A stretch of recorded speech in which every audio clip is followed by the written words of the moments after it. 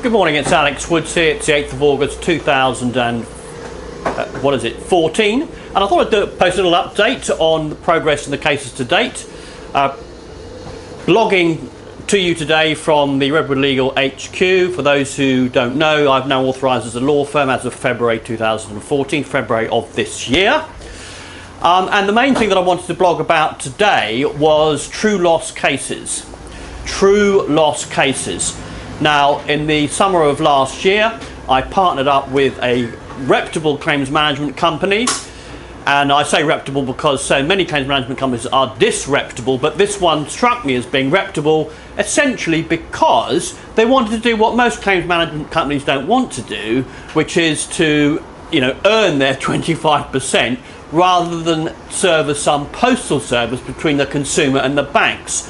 And as a minor digression here, I have some sympathy with the banks in actually, disliking claims management companies, but all that they're doing is taking 25% but not actually adding any value.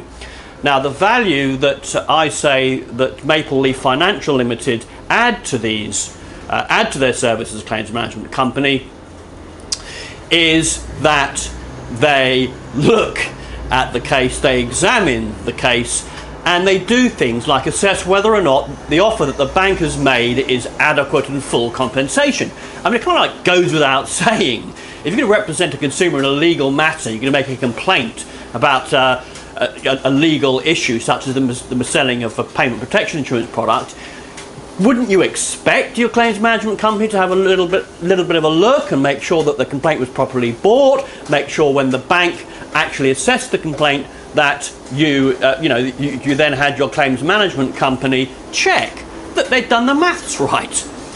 So anyway, summer of last year, between the period of about July and September, I did an audit. They instructed me under a retainer as a lawyer to help them do an audit of their cases to check that the banks were paying out full compensation.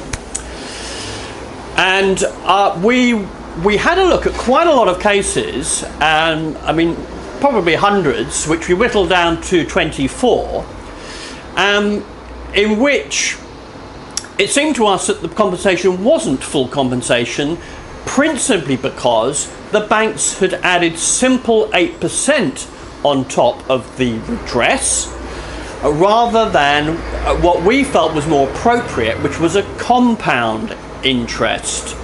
A compound interest method of calculating what is essentially the time loss value of money. That's what if you see simple 8% on an offer from a bank, you may be wondering what it was, and I know the offer letter says we have added simple 8% in accordance with the law or the FCA guidelines on top of your offer of redress. You're kind of wondering, well, what is that simple 8%? Well, that's to compensate you for the time loss value of money, and it's something that goes back hundreds of years insofar as the legal system's concerned, because by the time you get to court for your claim in damages, it's been 2 years since the civil wrong that the person that you're suing. It's been 2 years since that event happened, and therefore the amount of damages, necessarily has grown, because whatever it might be, £10,000 back then, £10,000 now doesn't compensate you for the fact that you were deprived of £10,000 2 years ago, or in payment protection insurance cases 5 years ago, or 10 or even 15 years ago. So you can see how simple we were. You can see how we were sceptical in certain cases, and I'll come on to what certain cases they are, of the bank's decision unilaterally across the board in a scattergun approach, like a standard approach that applies simple 8%. So we investigated, and we discovered that the law had changed such that people in the courts, if you can prove that because, for example, of high borrowing costs, for example, credit cards are now become commonplace, whereas they weren't 50 years ago, such that people are now suffering compound interest at 20% on a credit card. That's commonplace. yours truly has borrowed money at credit card rates. Everybody has had a credit card. So the law has changed to recognise this shift, to recognise the fact, to acknowledge the fact that consumers, just as well as businesses, commercial as well as retail or consumer, the realities of life and of borrowing have changed such that the good old-fashioned Victorian simple 8% calculation on top of your award of damages does not necessarily, it might do if you don't have any borrowings, and many people don't, but the simple 8% does not necessarily compensate you for the time lost value of your money. Compensate you for the fact that you were deprived of that money many years ago, okay, when you could have done something with that money. You could have invested it in, an exciting business that could have earned you millions. You could have bought a lottery ticket, extreme examples, or you could have used it to pay off heavy duty compound interest borrowings that you might have had. Now, to come back to those 24 cases that we looked at, all those 24 people had a credit card. They had credit card borrowings during the period in which they were paying off their loan, on top of which they'd been missold payment protection insurance. So it was that we felt simple 8% wasn't appropriate, because if they'd had that money, and we're talking about bog standard, commonplace fixed term loans, let's say for £10,000, and you've been sold a £3,000 payment protection insurance policy on top, so you've borrowed £13,000 and you're paying off whatever it might be, £200 a month for 5 or 10 years. The £50 of that £200 is in respect of the missold PPI. You could have used that £50 to reduce your credit card borrowings, upon which you were being charged by the lovely old friendly, cheerfully charlatan villainous banks. Bless them. You could have been using that £50 to reduce compound interest credit card balance. And we found that this is quite commonplace. A lot of people have had credit cards. I mean, these are people who are going to the banks for fixed term loans, and they find themselves, using credit cards. It's quite commonplace. So, moreover, we then subsequently kind of had this corroborated by the FCA and the FOS in the autumn and over Christmas of last year, in which we asked them this question: is it right? Because we sent lots of complaint letters to the banks complaining about this and inviting them to make an additional refund to compensate consumers who'd already had their PPI claims settled, I should explain, in 2012, most of them. And we said, look, I think you've miscalculated. We think that in this consumer's case, because they've had a credit card balance throughout the time of the loan, you should add compound interest and replace simple 8% with compound interest. Surprisingly, that can make a big difference. I mean, some of the claims, it can almost double the value of the claim. So we complained to the banks. We were quite, meticulous and thorough. And of course, across the board, Lloyds, Halifax, Barclays, most of the banks we approached simply ignored and blanked us, stonewalled us, and said, sorry, simple 8% is standard. So we then went to the FCA and the FOS, and as you naturally might do, they're the regulators and the complaints arm of the banks, and we said, can you help us, can you clarify this? Eventually, at the end of last year and in March of this year, we got an FCA letter in March of this year saying that in certain circumstances it's appropriate that if it can be demonstrated that the consumer had suffered compound loss as opposed to simple loss, you've got to demonstrate it, you've got to identify that loss, then yes, in those circumstances something other than simple 8% would be appropriate.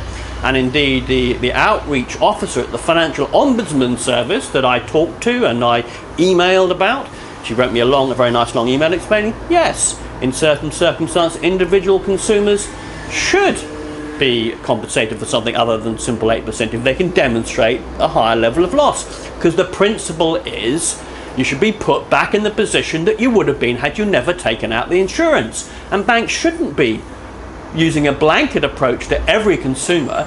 They should be dedicating resources to looking at the individual circumstances of consumers and, where appropriate, giving them full redress. And if that consumer was struggling under heavy debts and credit card debts, then it's appropriate that they should be given compound interest on top of their redress rather than simple 8%.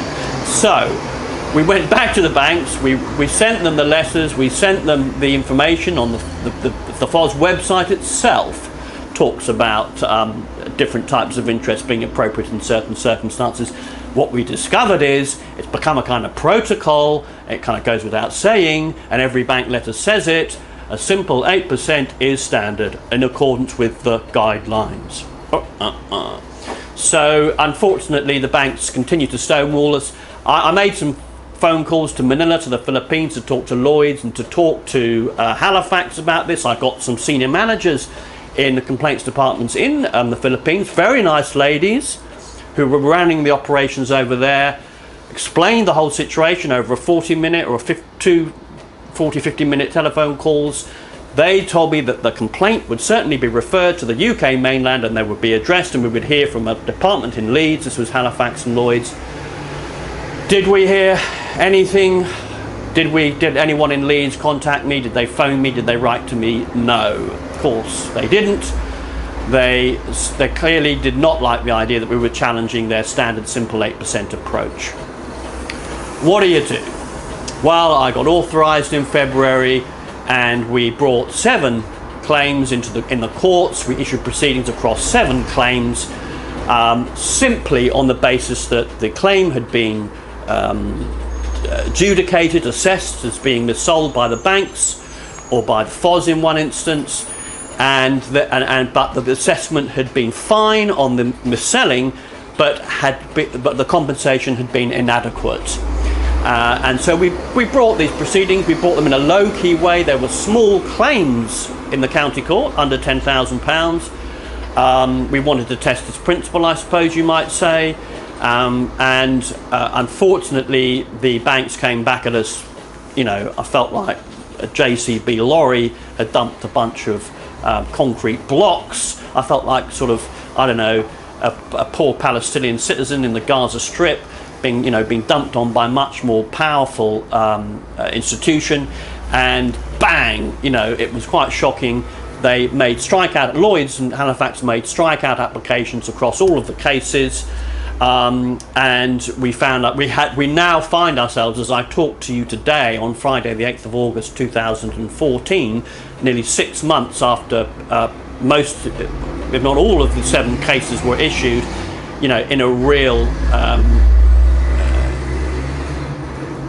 I was about to say war situation. It feels like being in a war zone to a point, in a real battle, a real tussle with the banks over this issue. And of course, as you can imagine, there's a precedent involved here. These are kind of becoming test cases, and clearly the banks are fighting very aggressively in preventing our clients from winning this additional interest. I will say just a couple of final things before I close this posting. I will be posting more on this because I want you people out there to know, how these cases are progressing.